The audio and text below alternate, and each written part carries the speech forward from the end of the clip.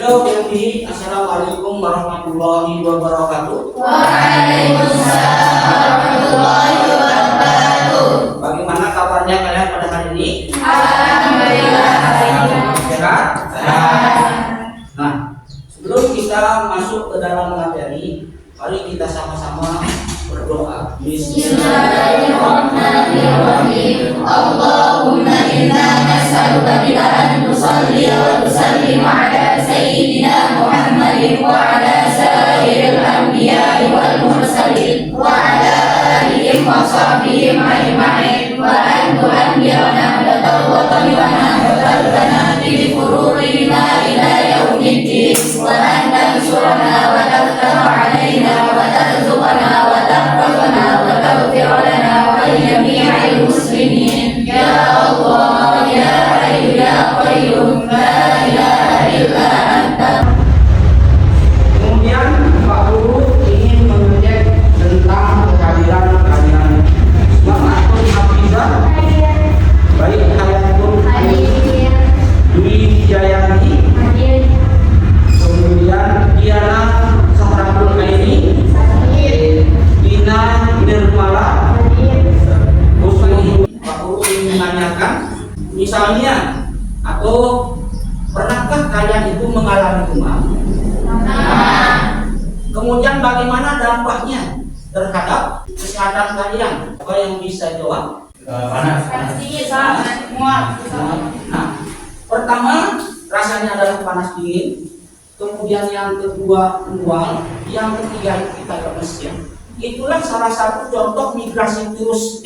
Di mana migrasi virus itu melalui alam, yaitu dengan kita berinteraksi dengan orang-orang yang terkena misalnya sama pilek, sama batuk, sehingga virus itu dapat bereproduksi di dalam tubuh kita atau di dalam sel kita atau sel hidup. Itulah yang akan kita bahas pada hari ini. Nah, lebih jelasnya nanti Pak Guru ingin menayangkan simulasi pertama, yaitu tentang pembentukan virus sampai dengan reproduksinya. Nah, sebelum kita masuk ke dalam pembelajaran, Pak Guru ingin membacakan tujuan pembelajaran kita pada hari ini atau tujuan kegiatan kita pada hari ini. Yang pertama adalah membedakan ya. Kita akan membedakan reproduksi virus secara litik maupun secara isogenik. Kemudian yang kedua yaitu menjelaskan tentang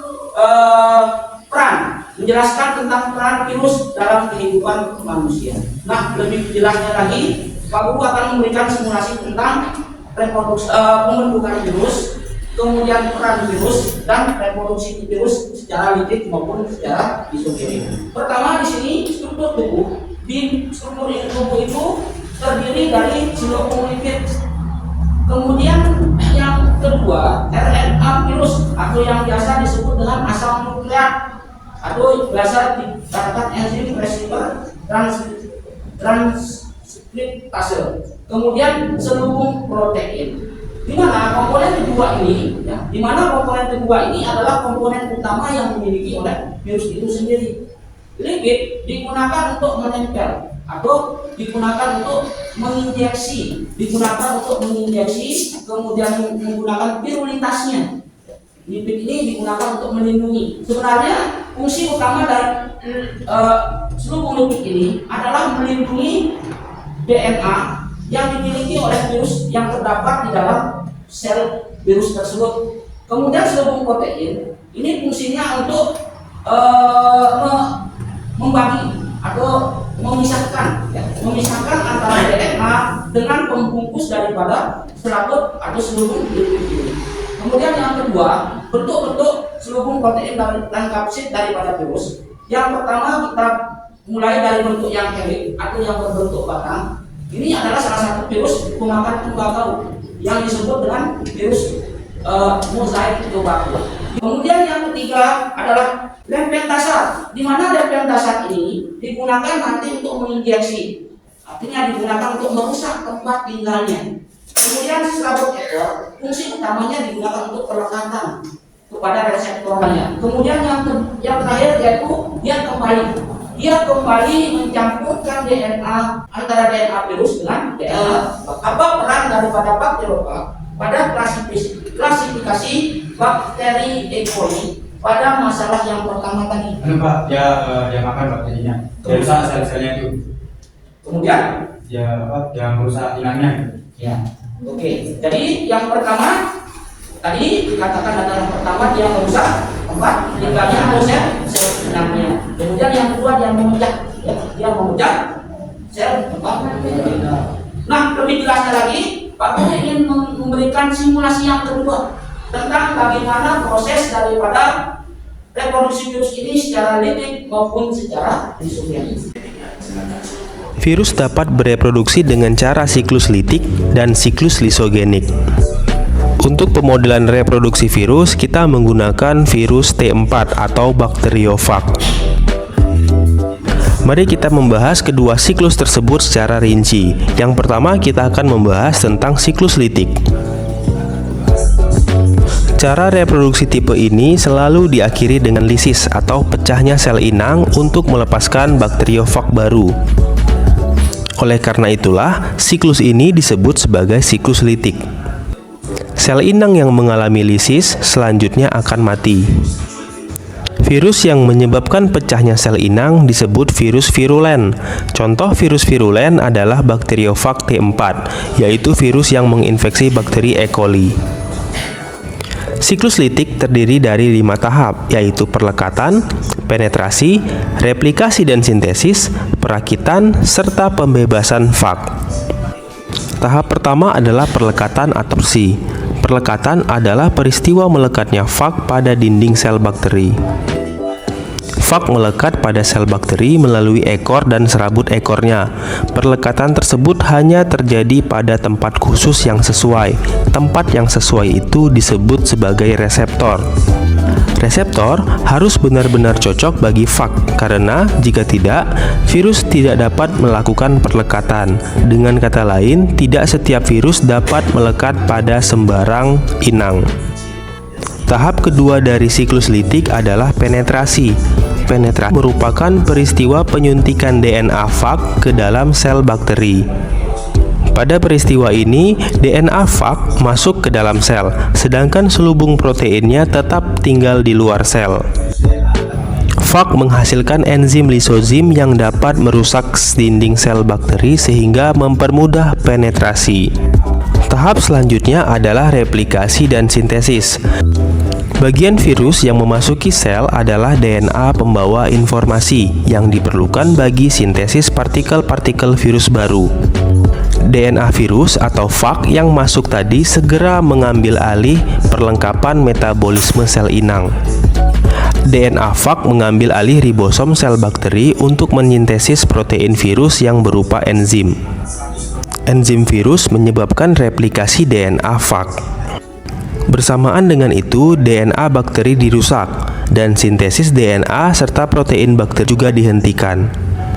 Selanjutnya, terjadi pembentukan protein penyusun kapsid, baik untuk bagian kepala, ekor, maupun serabut ekor. Selanjutnya kita masuk ke tahap perakitan. Setelah semua bagian-bagian fag terbentuk dengan lengkap, akhirnya DNA fag dan protein selubung dirakit menjadi fag yang lengkap atau virion. Pada tahap ini, mula-mula akan dirakit protein yang akan menyusun kapsid. Selanjutnya, kapsid diisi dengan DNA yang merupakan intinya.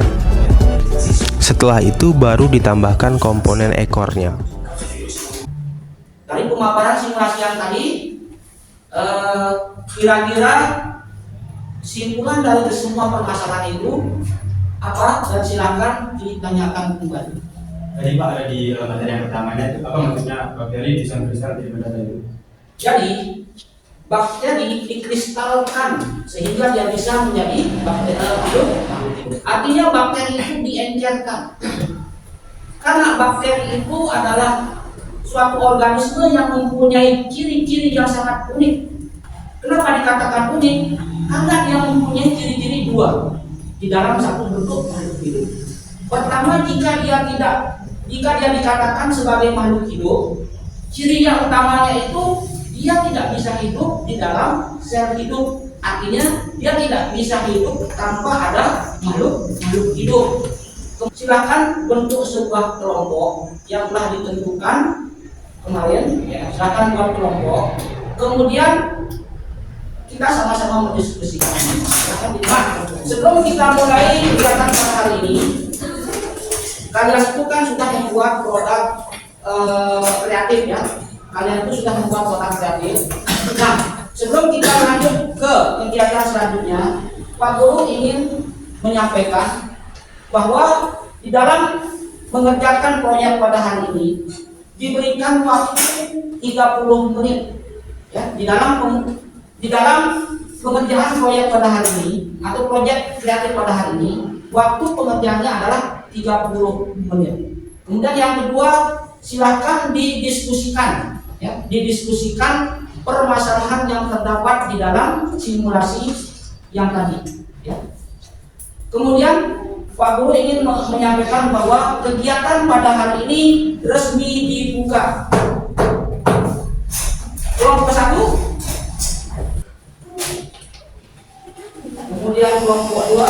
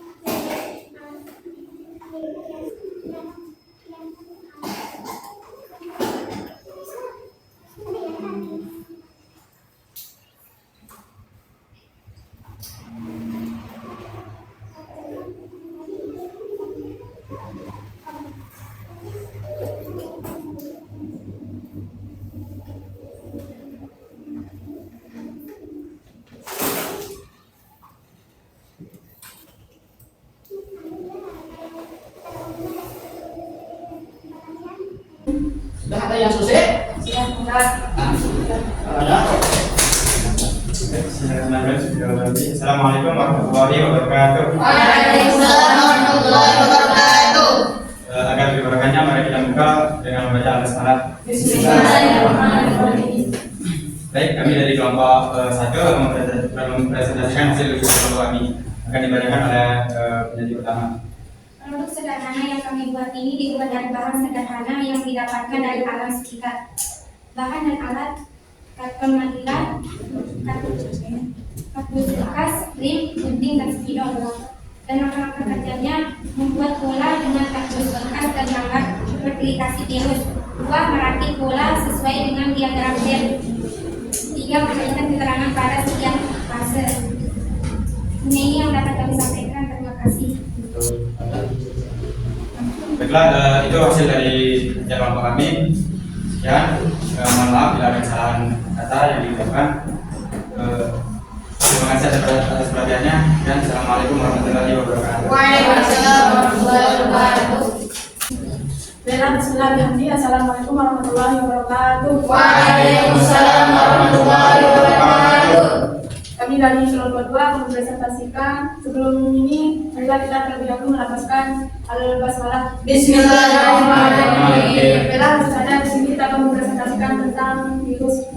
Ya.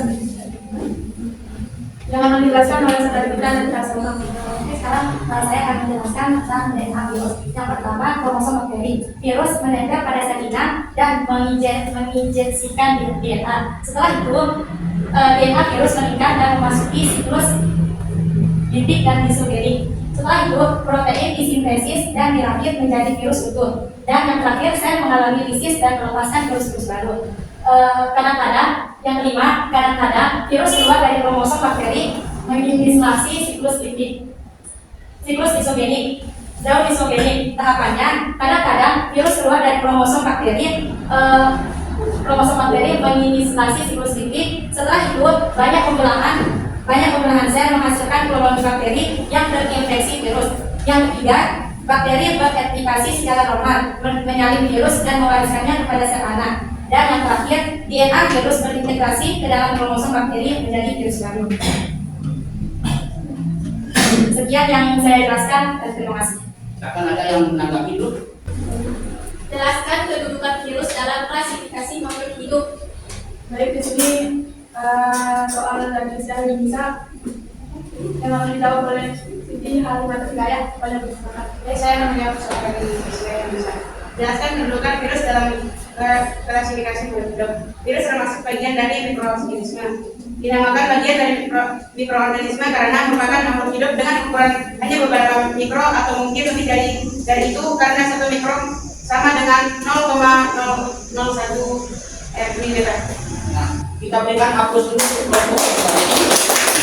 Mungkin hanya dapat kita dari kelompok 2. Sekian, assalamualaikum warahmatullahi wabarakatuh. Apa yang telah disampaikan sama temannya itu atau yang dipaparkan oleh kelompok yang presentasi tadi. Yang pertama, di sini komponen utama dari virus itu ada 2. Yang pertama DNA dan yang kedua adalah kromosom bakteri.